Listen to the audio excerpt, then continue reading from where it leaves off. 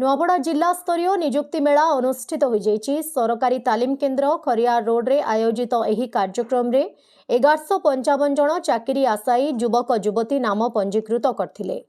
जिलापाल मधुसूदन दास अध्यक्षतार अनुष्ठित एही उत्सव रे मुख्य अतिथि भाव में नुआपड़ा विधायक राजेन्द्र प्रसाद ढोलकिया, सम्मानित अतिथि भाव में जिला आरक्षी अधीक्षक जिया राघवेन्द्र, नुआपड़ा ब्लॉक अध्यक्षा तारेश्वरी साहू, अध्यक्षा विज्ञापित अंचल परिषद खरियार रोड डॉक्टर सोनिया जैन, उपाध्यक्ष निशान डागा, सभापति Khariar road chambers of commerce Sandeep Sharma, अध्यक्ष सरकारी शिल्प तालीम केन्द्र सरोज दास प्रमुख जोग देथिले।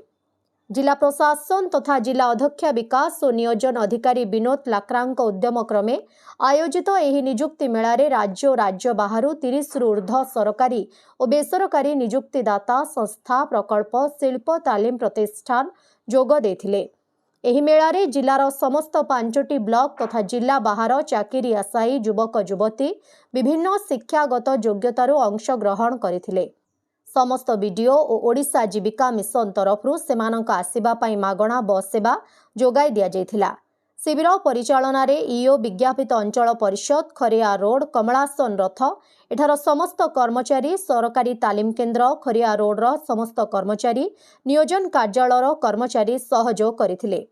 योग्य प्रार्थी प्रार्थिनी मानंकु अति शीघ्र नियुक्ति प्रदान कराजिबो बोली जिला नियोजन अधिकारी जणाइछंती। नुआपड़ा जिल्लारू जगन्नाथ सागर रिपोर्ट ओडिशा हाइलाइट समाचार।